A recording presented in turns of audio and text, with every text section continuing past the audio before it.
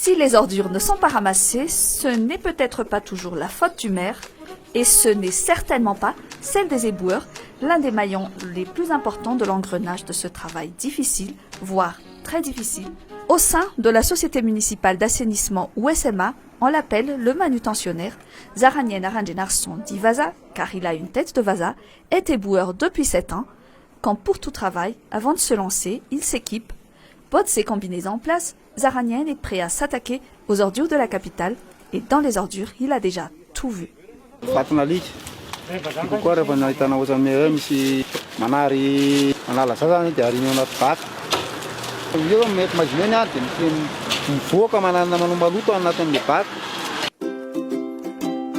Cet ancien plombier a choisi ce travail, pas nécessairement par choix. Ce travail difficile, parfois répugnant, toujours périlleux, lui permet de mettre de la nourriture sur la table et le chômage ne le tente pas.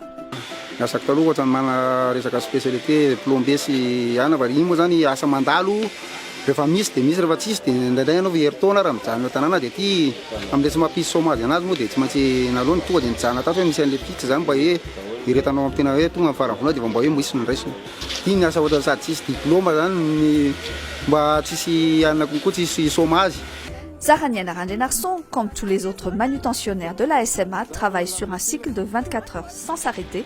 Pendant son travail, il passe de bac en bac pour remplir son camion avant de rejoindre la décharge d'Anjaland. Les nuits sont toujours blanches.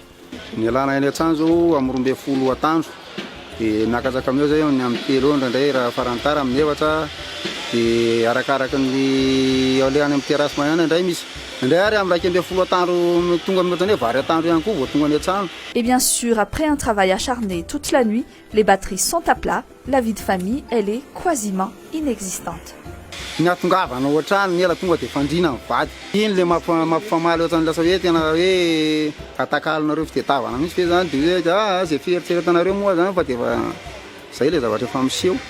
Travailler dans de la crasse semble inenvisageable, limite impossible pour certains. L'odeur, la saleté sont pourtant le quotidien de ces soldats de la propreté.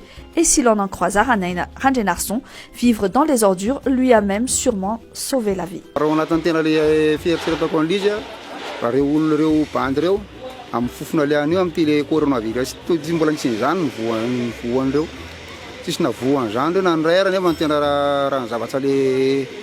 Atahoran'ny olona tokony aty mihitsy ny tena hoe nisy be da be zany ny ararina ohatr'izay. Izy aloha nanahirana fa zany ianao rehefa tafiditra ao amin'ilay anona zany rehefa eo amin'ilay fahazarana rehefa hoe ao amin'ilay amperinasy ianao zany tsy dia mahainao nefa rehefa tany hoe repos anao toron'ilay repos anao zany da zany izy fa izy zany zany mbola fitahin'Andriamanitra dia ohatrany tena noho ilay zavatra ataonao dia efa mba ambimbin'Andriamanitra fotsiny ianao mba tsy marary tsy maninona. Ce que Zaranien Aranjenarson déplore dans son travail, c'est surtout le manque de considération de sa profession. Pour lui, le salaire ne correspond pas au travail effectué. D'un côté, il dénonce aussi l'irrespect des habitants envers les éboueurs. Pour lui, il faut changer les mentalités.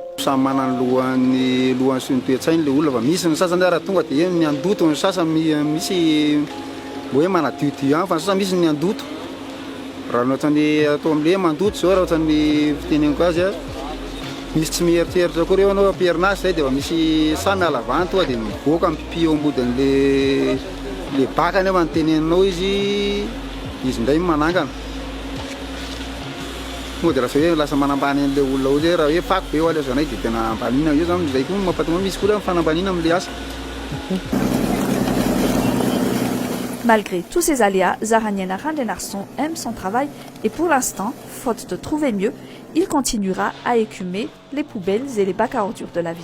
Io moa tsisy asa ratsy fa fanajana ho anazy ihany ny tena mariny.